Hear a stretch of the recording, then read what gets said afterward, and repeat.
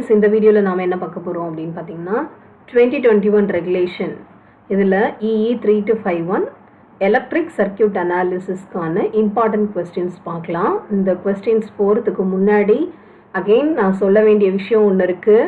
இந்த கொஸ்டின்ஸ் கொடுக்குற கொஸ்டின்ஸ் மட்டும் படிக்காமல் இது ஃபஸ்ட்டு ப்ரியாரிட்டி கொடுத்துட்டு அதுக்கப்புறம் ஃபர்தராக இருக்கிற டாபிக்ஸை படிக்கணும்.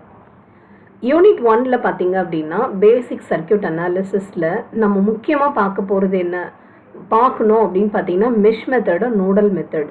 இது ரெண்டுமே இது பேஸ் பண்ணியிருக்கிற ப்ராப்ளம் கண்டிப்பாக வரும். அதனால நிறைய ப்ராப்ளம்ஸ் ஒர்க் அவுட் பண்ணி பாருங்கள் மெஷ் மெத்தடுக்கும் நோடல் வோல்டேஜ் மெத்தடுக்கும்.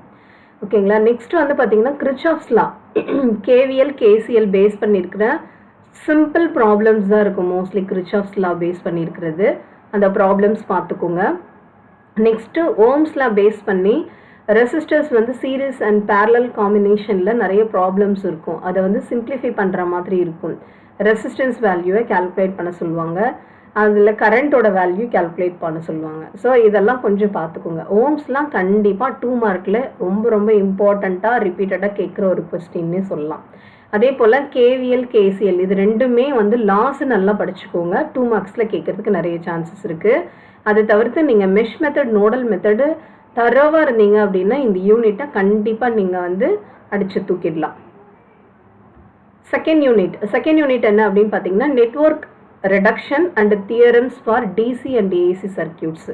ஸோ இந்த DC அண்ட் AC சர்க்கியூட்ஸில் மெயினாக நம்ம பார்க்க போகிறது வந்து தெவெனின்ஸ் தியரம்.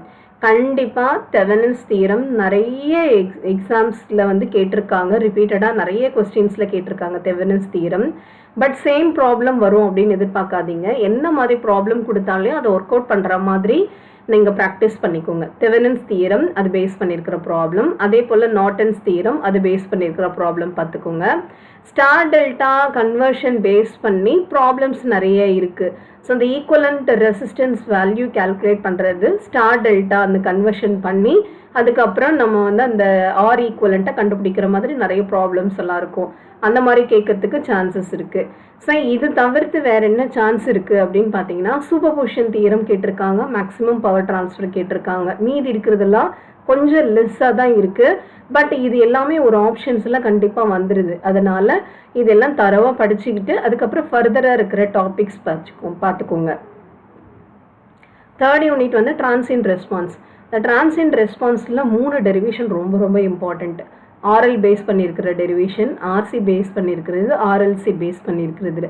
இது மேக்ஸிமம் எது அதிகமாக கேட்டிருக்காங்க அப்படின்னு பார்த்தீங்கன்னா RCயும் RLலும் அதிகமாக கேட்டிருக்காங்க. ஸோ அதனால் இந்த 3 டெரிவேஷன் பார்த்துக்கோங்க. இது பேஸ் பண்ணியிருக்கிற ப்ராப்ளமும் பார்த்துக்கோங்க. Unit 4 resonance and coupled circuit. இதில் series resonance and parallel resonance base பண்ணி டெரிவேஷன்ஸ் இருக்குது. ஓகேங்களா. Series resonance, parallel resonance base பண்ணின டெரிவேஷன்ஸ் அது ரெண்டும் படிச்சுக்கோங்க. அதுக்கு அடுத்த ஆப்ஷன் என்ன அப்படின்னு பார்த்தீங்கன்னா சிங்கிள் டியூன்டு சர்க்கியூட் பேஸ் பண்ணியிருக்கிற problem, self and mutual inductance. இது ரொம்ப சிம்பிளாக இருக்கும், கான்செப்ட் புரிஞ்சுக்கிட்டிங்கன்னா போதும். அது ஃபார்முலா ஒரு 3 ஃபார்முலா இருக்கும். அந்த ஃபார்முலா வச்சு நீங்கள் அதை வந்து முடிச்சுக்கலாம் அந்த கொஸ்டின்ஸை. ஸோ ஜஸ்ட் வந்து நீங்கள் அண்டர்ஸ்டாண்டிங் மட்டும்தான், எங்கே ஸ்டார்ட் நோட் இருக்குது எங்கே எண்டு நோட் இருக்குது அப்படின்றத நீங்கள் பார்த்துக்கிட்டிங்க அப்படின்னா இந்த கொஸ்டின்ஸை ரொம்ப ஈஸியாக நீங்கள் படிச்சிடலாம். ஸோ இது பேஸ் பண்ணியிருக்கிற ப்ராப்ளம் பார்த்துக்கோங்க. கோஎஃபிஷியன்ட் ஆஃப் கப்ளிங், அதாவது K வேல்யூ கால்குலேட் பண்ண சொல்லுவாங்க. அந்த வேல்யூவை நீங்கள் கால்குலேட் பண்ணுற மாதிரி இருக்கும். L1 L ஈக்குவலண்ட் வேல்யூ இதெல்லாம் அந்த மாதிரி கால்குலேட் பண்ணுற மாதிரி ப்ராப்ளம்ஸ் இருக்கும். அது கால்குலேட் பண்ணுற மாதிரி நிறைய ஒர்க் அவுட் பண்ணி பார்த்தீங்கன்னா தான் இதை வந்து நம்ம சால்வ் பண்ண முடியும். லாஸ்ட் யூனிட்டில் நீங்கள் ரொம்ப ரொம்ப அதிகமாக பார்க்க வேண்டிய ஒரு விஷயம் என்ன அப்படின்னு பார்த்தீங்கன்னா 3 phase 3 wire system, 3 phase 4 wire சிஸ்டமில் star delta connection, balanced unbalanced. இது வந்து காம்பினேஷன் வந்து எப்படி இருக்கும்னா 3 phase ஸ்டார் கனெக்டட் பேலன்ஸ்டு, அந்த மாதிரி 3 phase 3 wire delta connected balanced unbalanced, இந்த மாதிரி காம்பினேஷன்ஸில் உங்களுக்கு டெரிவேஷன்ஸ் இருக்குது. அந்த டெரிவேஷன் பேஸ் பண்ணி ப்ராப்ளம் இருக்குது. நெக்ஸ்ட் என்ன அப்படின்னு பார்த்தீங்கன்னா பவர் மெஷர்மெண்ட்ஸ் அப்படின்னும் போது வாட் மீட்டர் மெத்தட் இருக்குது. இந்த வாட் மீட்டர் மெத்தடை பேஸ் பண்ணி ப்ராப்ளம் இருக்குது. ரொம்ப சிம்பிளாக தான் இருக்கும். அந்த ப்ராப்ளம் வந்து ஒரு ஃபார்முலாவில் அப்ளை பண்ணுற மாதிரி தான் இருக்கும்.